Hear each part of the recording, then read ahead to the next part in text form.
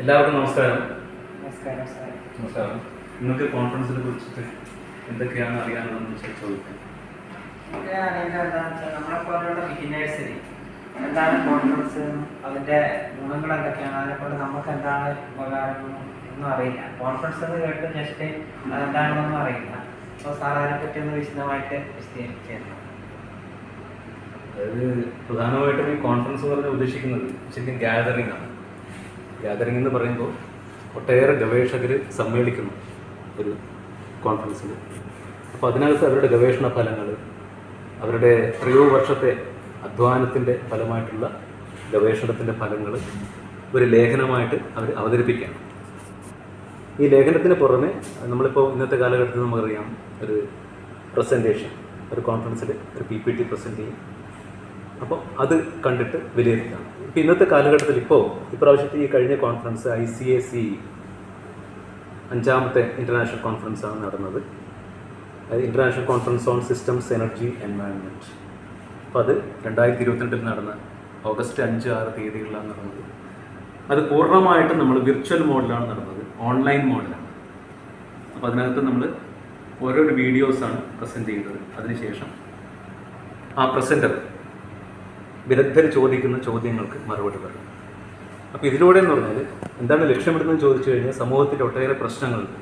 ഈ പ്രശ്നങ്ങൾ പരിഹരിക്കാനുള്ള ഒരു സൂചിക അല്ലെങ്കിൽ ഒരു ദിശ നമുക്ക് ലഭിക്കുകയാണ്. പിന്നെ അങ്ങനെയാണെങ്കിൽ സാറേ, ഈ കോൺഫറൻസിൽ പങ്കെടുക്കുന്നതിന് എന്തെങ്കിലും അടിസ്ഥാന യോഗ്യതകൾ എന്തെങ്കിലും ഉണ്ടോ? സാധാരണ ഒരു SLC പാസ്സായപ്പോൾ ഒരു കോൺഫറൻസിൽ പങ്കെടുക്കാൻ പറ്റുമോ? എങ്ങനെയാണ് അതിൻ്റെ? അതൊരു ചോദ്യമാണ് ശരിക്കും പറഞ്ഞത്. കാരണം നമ്മൾ ഇപ്പോൾ ഒരു മുഖ്യമായിട്ടും അധ്യാപകർ, ഗവേഷകർ, അതുപോലെ ഇൻഡസ്ട്രിയിലെ വിദഗ്ധർ, വിദ്യാഭ്യാസ വിചക്ഷണന്മാർ, ഗവേഷക വിദ്യാർത്ഥികൾ, അതുപോലെ പോസ്റ്റ് ഗ്രാജുവേറ്റ് സ്റ്റുഡൻസ്, ഇവരൊക്കെയാണ് മുഖ്യമായിട്ടും ഇതിൽ പങ്കെടുക്കുന്നത്. കാരണം അവർക്ക് ഗവേഷണത്തെക്കുറിച്ചൊരു അവബോധം, ഒരു ധാരണ, പിന്നെ ഒരു വിഷയത്തിൻ്റെ അടിസ്ഥാനമായിട്ട് ആഴത്തിലുള്ളൊരു വിവരം ഇതൊക്കെ ഉണ്ടാകും. അതുവഴി സമൂഹത്തിൻ്റെ പ്രശ്നങ്ങളൊക്കെ പരിഹരിക്കപ്പെടും, അവരുദ്ദേശിക്കുന്ന മേഖലയിലെ പ്രശ്നങ്ങളൊക്കെ പരിഹരിക്കപ്പെടും എന്നുള്ള ഒരു കാഴ്ചപ്പാടുകൂടിയാണ് അവർ പങ്കെടുക്കുന്നത്. ഞാൻ ഉദാഹരണം പറയാം. ഇപ്പം മുഖ്യമായിട്ടും നമ്മൾ 5 വ്യത്യസ്ത വിഭാഗങ്ങളിലേക്കാണ് കോൺഫറൻസിലെ ലേഖനങ്ങളെ തരംതിരിച്ചത്. ഈ കോൺഫറൻസിൽ ഇന്നത്തെ കാലഘട്ടത്തിലെല്ലാം നടത്തുന്ന ഗവേഷണം എന്ന് പറഞ്ഞാൽ എല്ലാം മൊത്തത്തിലൊരു ഇൻ്റർഡിസിപ്ലിനറിയാണ്, അതിന് പുറമെ മൾട്ടി ഡിസിപ്ലിനറി കൂടിയാണ്. അതായത് ഒരു വിഭാഗത്തിൽ മാത്രം കേന്ദ്രീകരിച്ചിട്ടില്ല. ഇപ്പോൾ mechanical, civil, electrical, electronics and communication, അതുപോലെ കമ്പ്യൂട്ടർ സയൻസ് ആൻഡ് എഞ്ചിനീയറിംഗ്, ഈ 5 വിഭാഗങ്ങളിലേക്കാണ് നമ്മൾ പേപ്പറുകൾ തരംതിരിച്ചത്. അപ്പോൾ അതിലെന്ന് പറഞ്ഞാൽ അതിലൊരു 60% മേലെ ഒരു വിഭാഗവുമായിട്ട് ബന്ധപ്പെട്ടതാണെങ്കിൽ അതിലേക്ക് നമ്മൾ പേപ്പറുകൾ അതിലേക്ക് ആഡ് ചെയ്യും. അപ്പോൾ അതിൽ ഇപ്പോൾ ഇലക്ട്രോണിക്സ് ആൻഡ് കമ്മ്യൂണിക്കേഷൻ വിഭാഗത്തിൽ കുറച്ച് പ്രശ്നങ്ങളെക്കുറിച്ച് ഞാൻ പറയാം. ഇപ്പോൾ പ്രായമായിട്ടുള്ളവർക്ക് നടക്കാനുള്ള പ്രയാസം, അപ്പോൾ അവർ വീഴാനുള്ള സാധ്യതയുണ്ടെങ്കിൽ അതിനൊരു ടെക്നോളജി ഉപയോഗിച്ചുകൊണ്ട് അവർക്കൊരു താങ്ങായി നിൽക്കുന്ന അത്തരത്തിലുള്ള ഗവേഷണ ഫലം പ്രസിദ്ധീകരിക്കപ്പെട്ടിട്ടുണ്ട്. മറ്റൊന്ന് പറഞ്ഞാൽ പാർക്കിൻസൺസ് രോഗം. നമുക്കറിയാം എന്താണ് പാർക്കിൻസൺസ് രോഗം എന്ന് പറഞ്ഞാൽ. അതായത് ശരീരത്തിൻ്റെ പല ഭാഗങ്ങളിൽ അത് ഉദ്ദേശിക്കുന്ന രീതിയിൽ ശരീരം പ്രവർത്തിപ്പിക്കാൻ പറ്റാതെ, അപ്പോൾ അങ്ങനെയുള്ള ആ വിറയലും അതുപോലുള്ള കാര്യങ്ങൾ നമുക്കൊരു ടെക്നോളജി ഉപയോഗിച്ചിട്ട് മുൻകൂട്ടി കണ്ടെത്താൻ പറ്റുമോ, കണ്ടെത്തുന്നതിന് തടയാനുള്ള എന്തൊക്കെ മാർഗങ്ങൾ സ്വീകരിക്കാൻ പറ്റും, ഇത്തരം കാര്യങ്ങൾ. മറ്റൊന്നെന്ന് പറഞ്ഞാൽ അൾഷിമേഴ്സ് ഡിസീസ്. അപ്പോൾ അതെന്ന് പറഞ്ഞാൽ അതും സിഗ്നലുകൾ ഉപയോഗിച്ചുകൊണ്ട് സിഗ്നൽ പ്രോസസ്സിങ്ങിലൂടെ മനസ്സിലാക്കാൻ സാധിക്കും. ഇതുപോലെ ഒട്ടേറെ ആരോഗ്യരംഗത്തുള്ള ഒരു പുതുച്ചയാട്ടത്തിന് സഹായിക്കുന്ന തരത്തിൽ ടെക്നോളജികൾ നമ്മൾ ചർച്ച ചെയ്യുന്നുണ്ട്. പിന്നെ മെക്കാനിക്കലിലാണെങ്കിൽ 3D പ്രിൻറ്റിങ്ങിൻ്റെ ആധുനികമായിട്ടുള്ള ഒട്ടേറെ ഗവേഷണ ഫലങ്ങൾ പ്രസിദ്ധീകരിക്കപ്പെട്ടിട്ടുണ്ട്. ഇപ്പോൾ നമ്മുടെ കോളേജിൽ തന്നെ നമുക്കറിയാം, നമ്മുടെ ഡിപ്പാർട്ട്മെൻറ്റിൽ 4 റിസർച്ച് ഗ്രൂപ്പുകളുണ്ട്. 3D പ്രിൻറ്റിംഗ് എന്ന് പറഞ്ഞ റിസർച്ച് ഗ്രൂപ്പുണ്ട്. അപ്പോൾ അതെന്ന് പറഞ്ഞാൽ ലോകത്തിൻ്റെ ഭാവിയെ തന്നെ മാറ്റിമറിക്കാൻ ചിലപ്പോൾ തരത്തിലുള്ള 3D പ്രിൻ്റ് ടെക്നോളജികൾ നമ്മുടെ ഡിപ്പാർട്ട്മെൻറ്റിൽ അതിലേക്ക് സൂചിപ്പിക്കുന്ന തരത്തിലുള്ള പ്രവർത്തനങ്ങൾ നടക്കുന്നുണ്ട്. അപ്പോൾ പാളികളായിട്ട് ആണ് നമ്മൾ പദാർത്ഥങ്ങൾ നിക്ഷേപിച്ചുകൊണ്ടാണ് സാധാരണ 3D പ്രിൻറ്റിംഗ് എന്ന് പറഞ്ഞ പ്രോസസ്സ് നടക്കുന്നത്. അപ്പോൾ അതിന് പകരം അത് വളരെ വേഗത്തിൽ തന്നെ ഒരു ത്രിമാനക രൂപം ഉണ്ടാക്കിയെടുക്കാനുള്ള ശ്രമങ്ങൾ നടക്കുന്നുണ്ട്. ഇത്തരത്തിലുള്ള ഒട്ടേറെ ഗവേഷണങ്ങൾ നമ്മുടെ ഡിപ്പാർട്ട്മെൻറ്റിൽ നടന്നുകൊണ്ടിരിക്കുന്നു. മറ്റൊന്ന് മെഷീനിങ് ഗ്രൂപ്പ് എന്ന് പറഞ്ഞൊരു ഗ്രൂപ്പുണ്ട്, പിന്നെ ഫ്രിക്ഷൻ സ്റ്റിർ വെൽഡിംഗ് എന്ന് പറഞ്ഞൊരു ഗ്രൂപ്പുണ്ട്, അതുപോലെ തന്നെ ഇഞ്ചക്ഷൻ മോൾഡിംഗ് എന്നൊരു ഗ്രൂപ്പുണ്ട്. അപ്പോൾ ഇവരെ ഈ ഓരോ ഗ്രൂപ്പിനെയും പ്രതിനിധീകരിച്ചുകൊണ്ട് ഒരു ഗവേഷകൻ അവിടെ പ്രസൻറ്റ് ചെയ്തിട്ടുണ്ട്. അതിന് പുറമെ ഇലക്ട്രിക്കൽ ആൻഡ് ഇലക്ട്രോണിക്സ് വിഭാഗത്തിലാണെങ്കിൽ മൈക്രോ ഗ്രിഡ്, അതായത് ഊർജ്ജോൽപാദനത്തിനുള്ള അത്യന്താധുനിക സാങ്കേതിക വിദ്യ അതുപയോഗിച്ചുകൊണ്ടുള്ള ഫലങ്ങൾ പ്രസിദ്ധീകരിച്ചിട്ടുണ്ട് മൈക്രോ ഗ്രിഡിൽ. പിന്നെ ഇലക്ട്രിക് വെഹിക്കിളിൽ ഒട്ടേറെ പ്രശ്നങ്ങൾ നിലവിലുണ്ട്, നമുക്കറിയുന്ന കാര്യമാണ്. അപ്പോൾ അതിലൊക്കെ ഒരുപാട് ചർച്ചകൾ നടത്തിയിട്ടുണ്ട്. ഇത് മുഖ്യമായിട്ടും NIT, IIT അതുപോലെ വിദേശ യൂണിവേഴ്സിറ്റികൾ ഇവിടത്തേക്ക് വളരെ മുതിർന്ന പ്രൊഫസർമാരുമായിട്ട് ഒട്ടേറെ ഗവേഷകർ സംവദിക്കുന്ന ഒരു പരിപാടിയായിരുന്നു. അപ്പോൾ അത് എല്ലാവർക്കും പ്രയോജനം ചെയ്യും. പിന്നെ വേറെന്താണ് ഇതിന് പുറമെ പിന്നെ ഒരു കോൺഫറൻസിന് ഇപ്പോൾ ഒരു സബ്ജക്റ്റ് സെലക്ട് ചെയ്യണമെന്നുണ്ടെങ്കിൽ അത് നമ്മൾ എങ്ങനെയാണ് സെലക്ട് ചെയ്യേണ്ടത്? അത് ഇപ്പോൾ പുതുതായിട്ടൊരു നമ്മളാരും കാണാത്ത അല്ലെങ്കിൽ അറിയപ്പെടാത്ത ഒരു വിഷയമായിരിക്കണമല്ലോ, അത് നമുക്ക് എങ്ങനെ സെലക്ട് ചെയ്യാൻ പറ്റും? അതൊരു വളരെ സുപ്രധാനമായ ചോദ്യമാണ് അദ്ദേഹം ചോദിച്ചത്. കാരണം ഒരു സബ്ജക്റ്റിന് സ്പെസിഫിക് ആയിട്ട് പറയുന്നൊരു കാലഘട്ടം കഴിഞ്ഞു. ഇനി പറഞ്ഞാൽ ഒട്ടേറെ നിലവിലുള്ള സബ്ജക്റ്റുകളുടെ കൂടിച്ചേരലാണ് നമ്മൾ ഗവേഷണമായിട്ട് വരുന്നത്. അല്ലാതെയുള്ള ഗവേഷണത്തിന് ഇനി അങ്ങോട്ട് നിലനിൽപ്പില്ല. ഇപ്പോൾ കമ്പ്യൂട്ടർ സയൻസ്, ഇലക്ട്രോണിക്സ്, മെക്കാനിക്കൽ ഇവ മൂന്നും കൂടി ചേർന്നിട്ട് ഒരു ഗവേഷണ ലേഖനം, അല്ലെങ്കിൽ ഇലക്ട്രിക്കൽ, സിവിൽ, മെക്കാനിക്കൽ ഇത് കൂടി ചേർന്നിട്ടുള്ള ലേഖനം, ഇതൊക്കെ എന്ന് പറഞ്ഞാൽ ഇപ്പം ഇന്നത്തെ കാലഘട്ടത്തിൽ ഇൻ്റർഡിസിപ്ലിനറി ആയിട്ടാണ് റിസർച്ച് നടക്കുന്നത്. അപ്പോൾ കൃത്യമായിട്ടൊരു വിഷയം വരുന്നത് ശരിക്കും പറഞ്ഞാൽ നമ്മുടെ സമൂഹത്തിൻ്റെ പ്രശ്നങ്ങളിൽ നിന്നാണ് വിഷയം വരുന്നത്. നമ്മൾ സാധാരണ റിസർച്ച് പ്രോബ്ലം എന്നാണല്ലോ പറയുന്നത്. അപ്പോൾ ഒരു പ്രശ്നം പരിഹരിക്കാൻ എന്തൊക്കെയാണ് മാർഗങ്ങൾ, അല്ലെങ്കിൽ പ്രശ്നത്തിന് ചുറ്റും നമുക്ക് എങ്ങനെ സഞ്ചരിക്കാം, എന്നൊരു പ്രശ്നത്തിലേക്ക് എത്തിയിട്ട് ക്രമേണ ഓരോ കാലഘട്ടത്തിനനുസരിച്ചിട്ട് നമ്മൾ ആ പ്രശ്നം സോൾവ് ചെയ്ത് വരികയാണ് ചെയ്യുന്നത്. അപ്പം ഈ ഒരു അപ്രോച്ചാണ് നമ്മൾ ഗവേഷണത്തിൽ ഉപയോഗപ്പെടുത്തുന്നത്. ഇപ്പോൾ വിഷയം എന്ന് പറയുമ്പോൾ അടിസ്ഥാനപരമായിട്ട് നമ്മളൊരു ബാക്ക്ഗ്രൗണ്ട് വേണ്ടേ?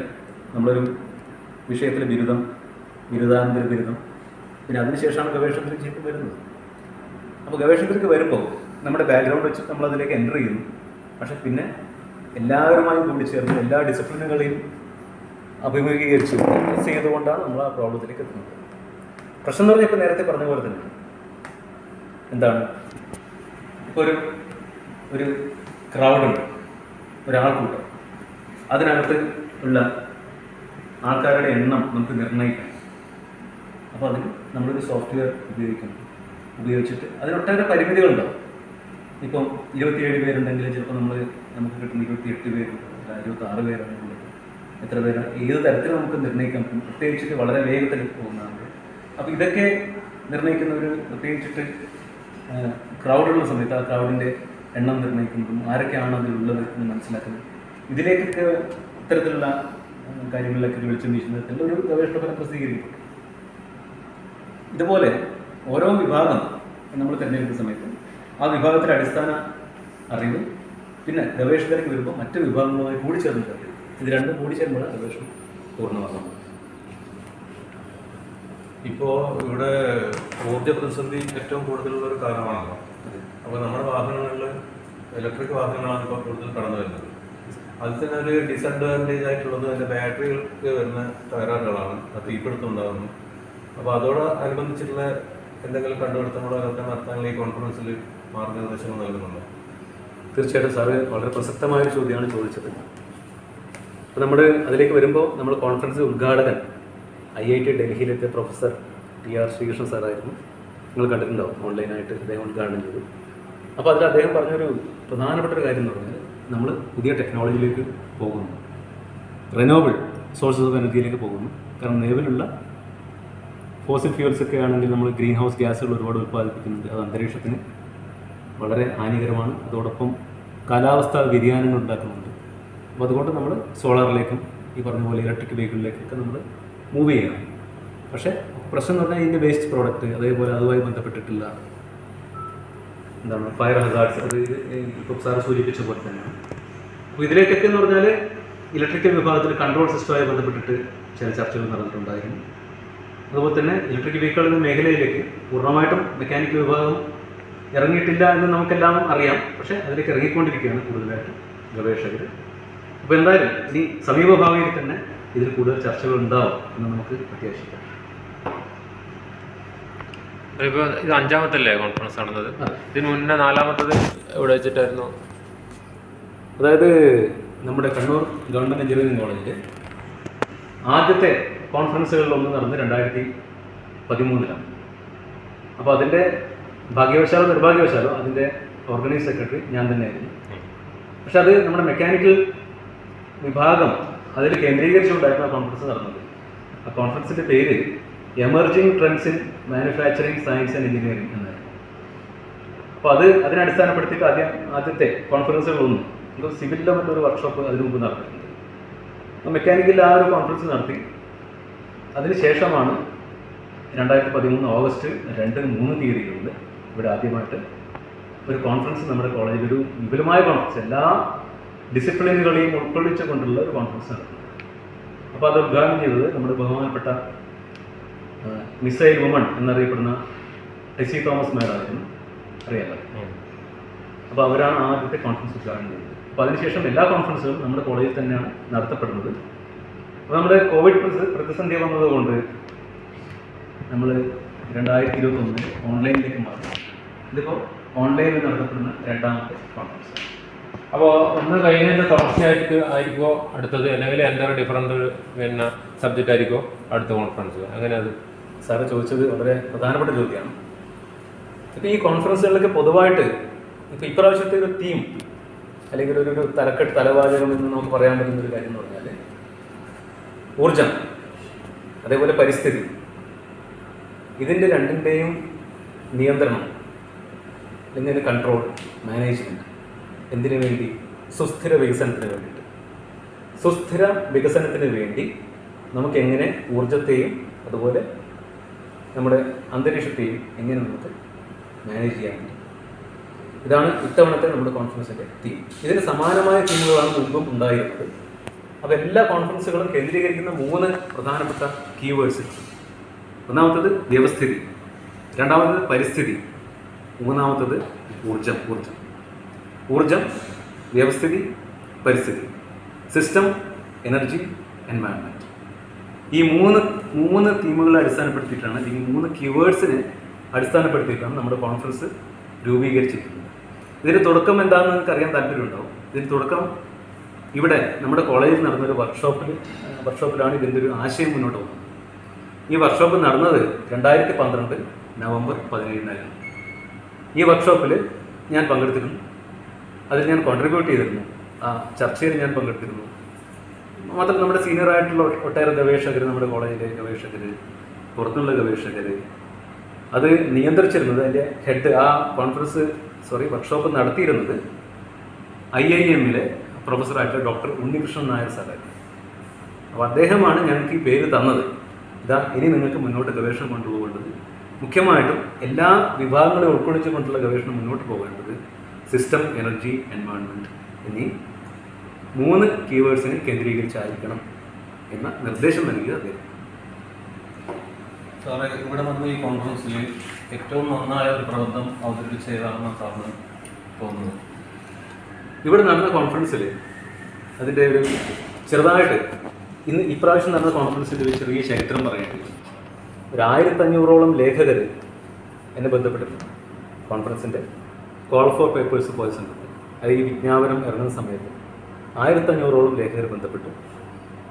അതിൽ പലരും താല്പര്യം കാണിച്ചു, പലരും പറഞ്ഞു മറ്റ് കോൺഫറൻസുകൾ വിദേശത്ത് നടക്കുന്നുണ്ട്, അപ്പോൾ അതുകൊണ്ട് ഇത് ഒരു അന്താരാഷ്ട്ര കോൺഫറൻസ് തന്നെയാണ്, പക്ഷേ എങ്കിലും ഇതിലേക്ക് പ്രബന്ധം സമർപ്പിക്കാൻ താല്പര്യമുണ്ടെന്ന് പറഞ്ഞിരുന്നു. അവസാനം ഞങ്ങൾക്ക് കിട്ടിയത് 609 ലേഖകരുടെ പ്രബന്ധങ്ങളായിരുന്നു. ഈ 609 ലേഖകരുടെ പ്രബന്ധങ്ങൾ തിരഞ്ഞെടുത്തിട്ട് അത് വളരെ റിഗറസ് ആയിട്ട്, വളരെ വിദഗ്ധരെ കൊണ്ട് 500-ലധികം വിദഗ്ധരാണ് ഈ പ്രബന്ധങ്ങൾ പരിശോധിച്ചത്. അത് ഒരാളൊരു പ്രബന്ധം എന്ന രീതിയിലില്ല, ഏതാണ്ട് 3 പേരോളം ഒരു പ്രബന്ധം വിലയിരുത്തിയിട്ട് എല്ലാവരുടെ ഭാഗത്തു നിന്നും നല്ല കമൻസ് കിട്ടിയതിന് ശേഷമാണ് നമ്മളത് തിരഞ്ഞെടുത്തത്. അങ്ങനെ 609-ൽ ഞങ്ങൾ 258-ലേക്ക് ചുരുങ്ങി. 258 ലേഖകർ. ഈ 258 ലേഖകർ എന്ന് പറയുമ്പോൾ അതിന് വിവിധ റിസർച്ച് ഗ്രൂപ്പുകളുണ്ട്. ഈ റിസർച്ച് ഗ്രൂപ്പുകളെല്ലാം കൂടുമ്പോൾ ഇപ്പം 3 പേരുള്ള ഗ്രൂപ്പാണെങ്കിൽ അത് ഒരു പ്രബന്ധമായിരിക്കും, 2 പേരുടെ ഗ്രൂപ്പായിരിക്കും. ഇങ്ങനെ മൊത്തത്തിൽ നമ്മൾ 220 പേപ്പറിൽ നിന്ന് 105 പേപ്പറിലേക്ക് എന്താണ് തിരഞ്ഞെടുപ്പ് 105ലേക്ക് കൊടുക്കും. അതായത് 220 ആദ്യം ഉണ്ടായിരുന്നത്. അതിൽ നമ്മുടെ സെലക്ഷൻ പ്രോസസ്സ് കഴിയുമ്പോൾ 105 ആയി. ഈ 105 നമ്മൾ മൊത്തത്തിൽ 18 സെഷനുകളായിട്ട് തിരിച്ചു. ഓരോ സെഷനിലും ചർച്ച ചെയ്യുന്ന വിഷയം എന്ന് പറഞ്ഞാൽ വ്യത്യസ്തമായിരുന്നു. അപ്പോൾ ഓരോ സെഷനും ഒരു മികച്ച പ്രബന്ധം, അങ്ങനെയാണ് ഞങ്ങൾ തീരുമാനമെടുത്തത്. കോളേജിൻ്റെ എക്സിക്യൂട്ടീവ് കമ്മിറ്റി അങ്ങനെയാണ് തീരുമാനമെടുത്തത്. ആ തീരുമാനപ്രകാരം നമ്മൾ മൊത്തം 18 പേപ്പറുകൾക്ക് മികച്ച പ്രബന്ധത്തിന് അവാർഡ് നൽകിയിട്ടുണ്ട്. അപ്പോൾ ഓരോ സെഷനിലും അവിടെ അവതരിപ്പിക്കപ്പെട്ട പ്രബന്ധത്തിൽ ഒരു ബെസ്റ്റ് പേപ്പർ. അപ്പം അങ്ങനെ ബെസ്റ്റ് പേപ്പർ അവാർഡ് ഓരോ സെഷനും. ഇനിയും ഈ 18 സെഷന് പുറമെ നമുക്ക് മൊത്തം 10 കീനോട്ട് സെഷൻ, അതായത് മുഖ്യ പ്രഭാഷണം 10 നമ്മൾ പ്ലാൻ ചെയ്തിരുന്നു. പക്ഷേ നമ്മുടെ ചീഫ് ഗസ്റ്റിന് ആ സമയത്ത് ചില അസുഖം ബാധിച്ചുകൊണ്ട്, അതായത് കോവിഡൊക്കെ വന്നു പോയതുകൊണ്ട് അദ്ദേഹത്തിന് സംസാരിക്കാൻ പറ്റാത്തതുകൊണ്ട് ആ ഒരു മുഖ്യ പ്രഭാഷണം ഞങ്ങൾക്ക് അതിന് നിർഭാഗ്യവശാൽ ഒഴിവാക്കേണ്ടതുണ്ട്. അപ്പോൾ അതുകൊണ്ട് ബാക്കിയുള്ള സെഷനുകളെല്ലാം മുഖ്യ പ്രഭാഷണം. അപ്പോൾ അതിലൊരു ബെസ്റ്റ് പേപ്പർ വരുന്നില്ല. പിന്നെ സാറേ, ഈ ഇതിന്റെ അൾട്ടിമേറ്റ് റിസൾട്ട് നമ്മൾ സമൂഹത്തിന് വേണ്ടിയിട്ടാണല്ലോ, സമൂഹത്തിലേക്കാണല്ലോ കൊടുക്കുന്നത്. അപ്പോൾ ഈ ഇതിൽ പങ്കെടുക്കുന്ന ഫാക്കൽറ്റീസ്, ഹയർ അതോറിറ്റീസിന് പുറമെ ഈ പബ്ലിക്കിന്റെ ഇടയിൽ നിന്ന് തെരഞ്ഞെടുത്ത ആരെങ്കിലും ഇതിൽ പങ്കെടുപ്പിച്ചിനോ? അങ്ങനെ പങ്കെടുപ്പിക്കാറുണ്ടോ കോൺഫറൻസിൽ? ഇതിന്റെ വിജ്ഞാപനം ഇറങ്ങുമ്പോൾ തന്നെ ഞാൻ ഏകദേശം കണ്ണൂർ ജില്ലയിലെ എല്ലാ തദ്ദേശ സ്വയംഭരണ സ്ഥാപനങ്ങളിലേക്കും ഇതിന്റെ വിവരം അറിയിച്ചിരുന്നു. മാത്രമല്ല പല റിമൈൻഡറുകൾ അയച്ചിരുന്നു. അപ്പോൾ അവർക്കൊക്കെ താല്പര്യമുണ്ട് ഈ വിഷയത്തിൽ. അപ്പോൾ അതിൻ്റെ ഗവേഷണ ഫലത്തിന് വേണ്ടി അവർ വളരെ ആകാംക്ഷയോട് കാത്തിരിക്കുകയാണ്. പിന്നെ പ്രത്യേകിച്ചിട്ട് അവർ പറഞ്ഞത്, എൻ്റെ അഭിപ്രായമല്ല, അവർ പറഞ്ഞത് ഞങ്ങളുടെ ഒരു വിദ്യാഭ്യാസ യോഗ്യത ഇത് വെച്ചിട്ട് ഞങ്ങൾക്ക് അവിടെ ചർച്ച ചെയ്യപ്പെടുന്ന കാര്യങ്ങൾ ശരിയായ രീതിയിൽ ഉൾക്കൊള്ളാൻ സാധിക്കുമോ എന്ന് സംശയമുണ്ട്. പക്ഷേ എങ്കിലും ഇതിന് ഗവേഷണ ഫലങ്ങൾ നമുക്ക് കിട്ടുമല്ലോ. അപ്പോൾ അത് വെച്ചിട്ട് കൂടുതൽ അറിയാൻ വേണ്ടി ഞങ്ങൾ കോളേജിൽ വിസിറ്റ് ചെയ്യുന്നതാണ് ഇടയ്ക്കിടെ. പിന്നെ മാത്രമല്ല നിങ്ങളുടെ ഈ പ്രവർത്തനമായിട്ട് ഞങ്ങൾ സമീപഭാവിയിൽ തന്നെ ബന്ധപ്പെടുന്നതാണ് എന്നവർ അറിയിച്ചിട്ടുണ്ട്. എന്നാലും ഇപ്പോൾ സാറിൻ്റെ വിലയേറെ സമയം കളയുന്നില്ല. ഈ നമ്മളെ പ്രസൻറ്റ് ചെയ്യുന്ന പേപ്പർ എങ്ങനെയാണ് ജേണൽ പബ്ലിക്കേഷൻ ചെയ്യുന്നതിൻ്റെ പ്രൊസീജിയർ എന്താണെന്ന് കൂടി പറഞ്ഞിട്ട് ഇത് ചർച്ച നമുക്ക് ഇവിടെ അവസാനിപ്പിക്കാം. ശരിക്കും കോൺഫറൻസിൻ്റെ യാത്ര ആരംഭിക്കുന്നത് 2021 ജൂലൈ 26 മുതലാണ്. അന്നാണ് ആദ്യത്തെ എക്സിക്യൂട്ടീവ് കമ്മിറ്റി മീറ്റിംഗ് ആരംഭിക്കുന്നത്. പിന്നീട് നമ്മൾ ഒട്ടേറെ മീറ്റിങ്ങുകളുണ്ടായിരുന്നു. പിന്നെ മാത്രമേ പ്രവർത്തനങ്ങൾ ഇതിൽ നടന്നിരുന്നു. അപ്പോൾ ആ മീറ്റിങ്ങുകളിൽ തീരുമാനിച്ചത് എൽസീവിയർ എന്ന പബ്ലിഷറിൻ്റെ കീഴിലുള്ള SSRN എന്ന ഒരു നെറ്റ്വർക്കുമായി ബന്ധപ്പെട്ടിട്ടാണ് നമ്മുടെ കോൺഫറൻസിൻ്റെ ഗവേഷണ ഫലങ്ങൾ ഉൾക്കൊള്ളുന്ന ലേഖനങ്ങൾ പ്രസിദ്ധീകരിക്കേണ്ടത് തീരുമാനമെടുത്തത്. അപ്പോൾ അതെന്ന് പറഞ്ഞാൽ വളരെ അന്താരാഷ്ട്ര തലത്തിലൊക്കെ വലിയ റെപ്യൂട്ടേഷനുള്ള ഒരു പബ്ലിഷറാണ്. അപ്പോൾ ആ പബ്ലിഷർ ഇത്രയും ഉന്നത നിലവാരമുള്ളതാണെന്ന് ഉറപ്പുവരുത്തിക്കൊണ്ടാണ് ഞങ്ങൾ കോൺഫറൻസിലേക്ക് മുന്നോട്ട് പോയത്. ഇതാണ് ഇപ്രാവശ്യത്തെ കോൺഫറൻസിൻ്റെ കാര്യങ്ങൾ. ഇനി അടുത്ത കോൺഫറൻസുകളിൽ നമുക്ക് കുറേ കൂടെ മെച്ചപ്പെട്ട പബ്ലിഷർ വരും എന്ന് പ്രത്യാശിക്കും. എന്തായാലും കോൺഫറൻസിനെ പറ്റി വളരെ ഭംഗിയായി വിശദീകരണം തന്ന സാറിന് ഒരുപാട് നന്ദി. Thank you for patience. നന്ദി സാർ.